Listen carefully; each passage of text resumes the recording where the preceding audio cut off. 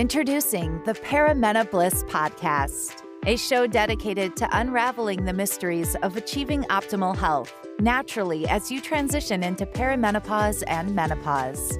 Get ready to join your host, Dr. Seth Yates, an experienced naturopathic doctor, acupuncturist, and kinesiologist, as he shares his wealth of knowledge acquired from over 40,000 patient visits and 15 years in working with perimenopausal females. Welcome to the Perimenopause podcast. Hey, this is Doc Yates, and welcome to Perimenopause, brought to you by perimenopause.com and ablehealth.us. And today we want to talk about how to take full control of your mood during perimenopause. This is something that a lot of my clients, when they're coming in, that they struggle with. Their moods are greatly affecting their lives, they're affecting their work, it's affecting their relationships. And then the moment they go to their doctor, the only solution is an antidepressant. And while I'm not saying that antidepressants are never indicated, I'm not saying that antidepressants are bad, I'm saying that if you're not addressing the root cause of the issue and you just keep slapping the same Band-Aid on everything, then you're not helping. You're not helping. We have to get to the root cause. One of the major issues during perimenopause is that you're having all these hormone changes. It's just like you'll see mood changes in teenagers, and now looking back, you're like, whoa, they're very hormonal, and we're all like, ha ha ha. It's so true. We have to be able to recognize that at any stage of life. There's different hormone changes that are occurring, and there's different moods that happen because of that. So I've had a lot of patients that were concerned about their relationships, and then a lot of them, which I found impressive, is that they were able to step back, kind of look at the situations that were going on, look at the things that were causing the stress, and then had that realization was, oh crap, it was me. Like, they realized it was them that was the problem, which I would submit takes a lot for someone to realize that. So kudos to them for that. But then they even had the wherewithal to go be like, okay, I am the problem. How do I correct this? And that's what brought them into my office. Many of them have already seen patients that have been through similar things their friends had and come to see me. So they came in as well. So let's go through 6 steps that you can do to take control of your mood during perimenopause. Step 1 is what they did already. Step back and determine the situation. Don't even try and analyze it when you're in the heat of the moment and the emotions are high.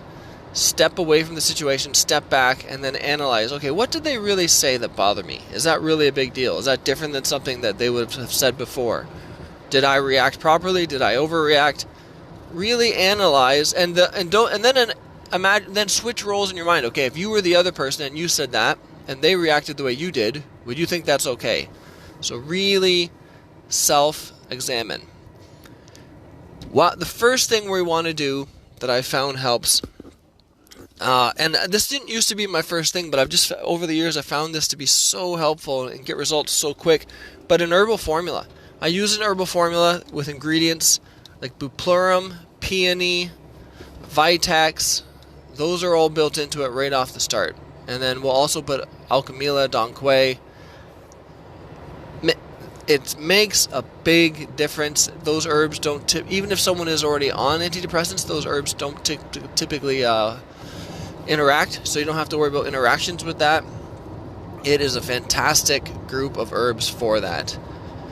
The next thing is progesterone. You've got to balance the progesterone. In perimenopause, when you're seeing these changes of anxiety and depression and everything along those lines, you're looking straight at progesterone every time. So we start balancing the progesterone. That is a very simple fix as well. So the herbal formula just means you take a teaspoon of these herbs twice a day. The progesterone means you just rub a little bit of cream on your arm at night. And then acupuncture. For a lot of the clients, I teach them how to use these little acupuncture stickers. And I've talked about this in previous episodes, but most of the time there's like 10 little stickers I teach you how to stick onto your body. And those are literally like, I describe them, and it was funny because I was watching Shrek on the weekend with the kids, and he was like, ogres are like onions. He's talking about all these layers that they have, and what I have found is that the more layers you put on, the more layers and burdens that you're putting on, the more like ogre-like you become. And what acupuncture does a great job is that when you get so many layers built on it so much, it's like every little thing and every little additional thing feels like a big thing because you have all of these layers. When you use acupuncture, it just starts peeling these layers off, so a small thing you realize is what it is. It's a small thing, it's not a big deal. Acupuncture works amazing for that, and with these little acupuncture stickers with 10 spots to stick them, it makes a big difference, especially in speeding this up.